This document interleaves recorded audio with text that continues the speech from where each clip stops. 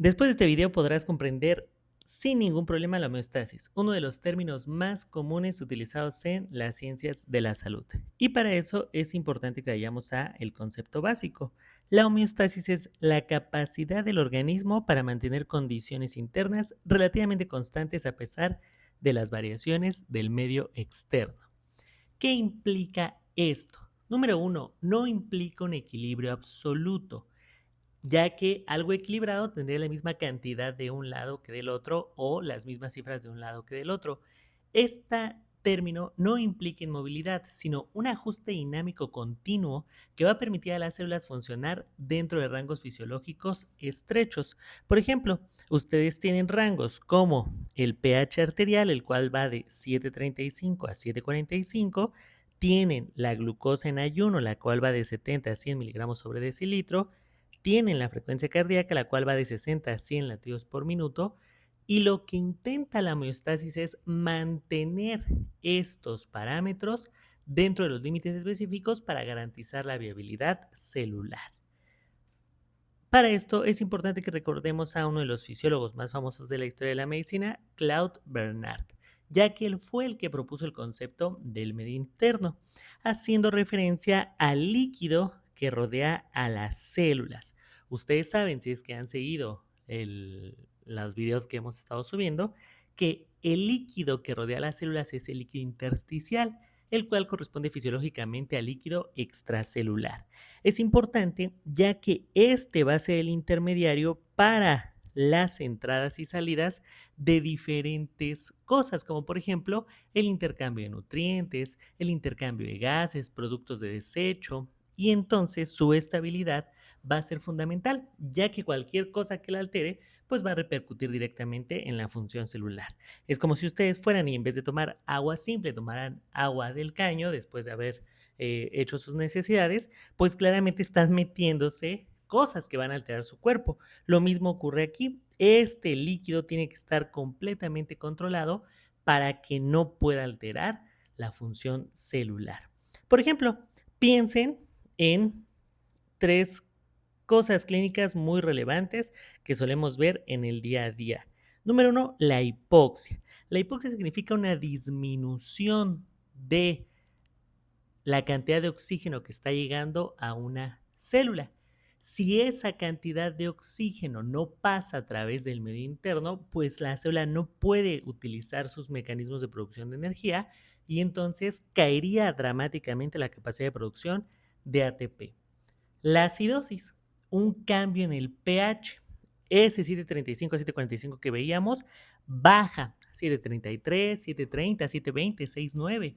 Todo esto va a alterar la actividad de las enzimas de nuestro cuerpo, va a hacer que las proteínas no funcionen de manera correcta, el líquido no va a poder hacer sus funciones normales, llevando a una disfunción orgánica. Otro ejemplo muy importante, la hipoglucemia.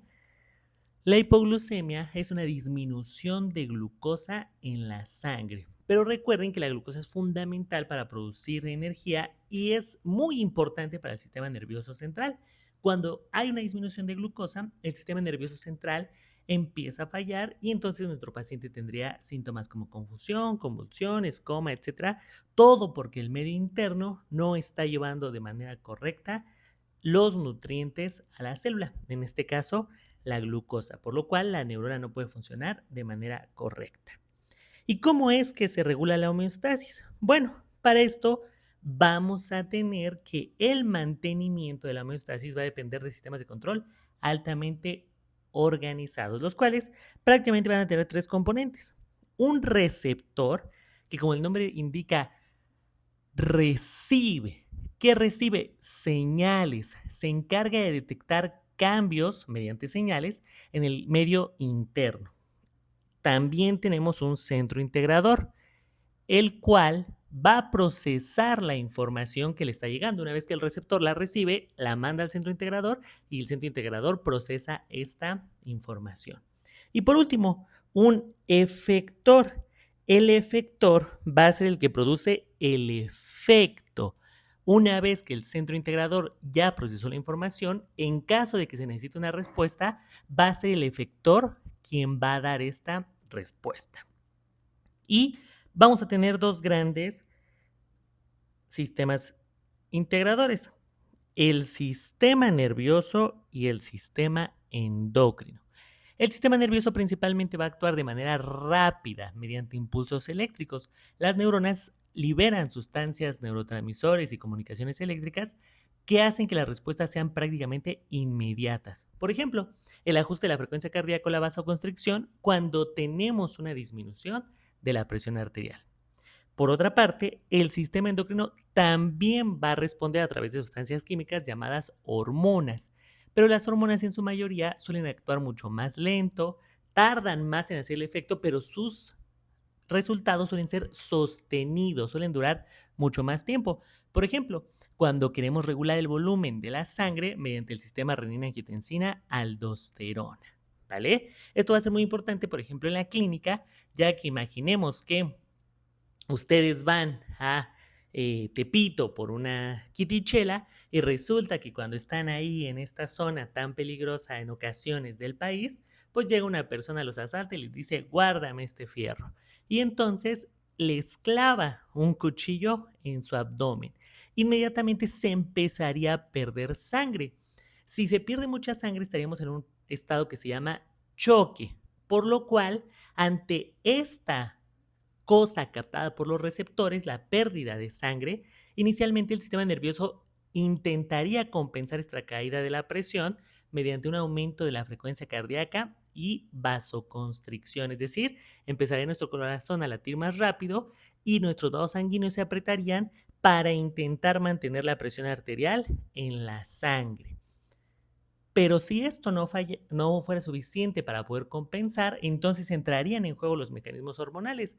Por ejemplo, se empezarían a liberar hormonas que ayudarían a mantener la presión, el volumen, etcétera. Y es así como estos dos intentan trabajar en conjunto.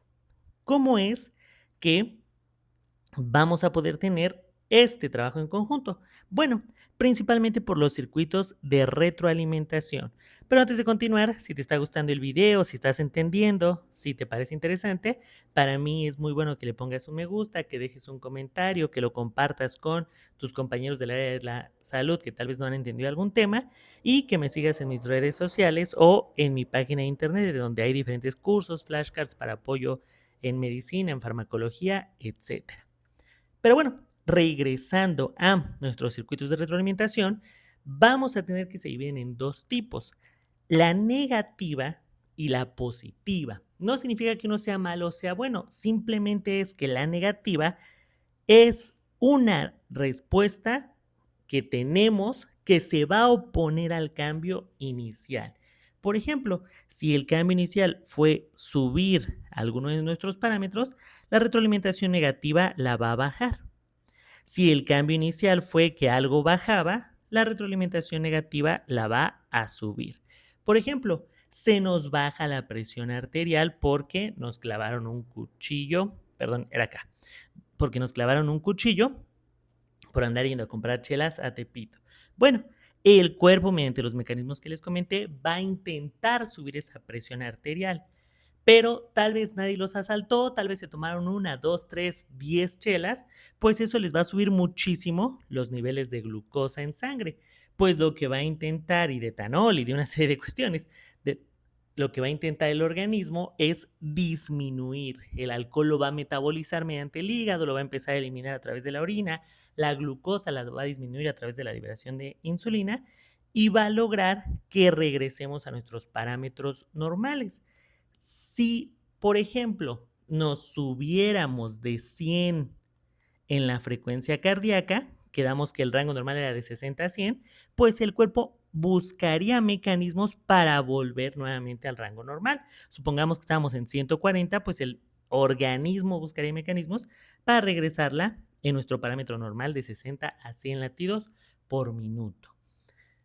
La retroalimentación positiva lo que va a hacer es amplificar el cambio inicial. Si el cambio inicial fue una subida, la retroalimentación positiva también va a dar una subida.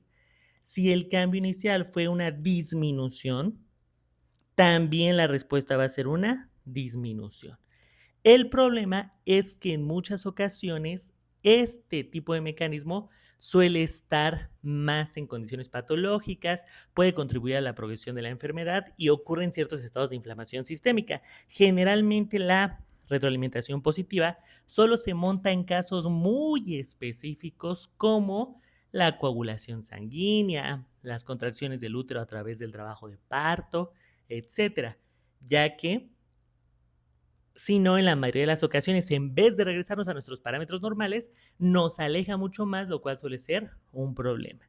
Y cuando nosotros mantenemos un cuerpo sano, la principal respuesta que vamos a tener son retroalimentaciones negativas que constantemente nos están manteniendo dentro de los parámetros normales.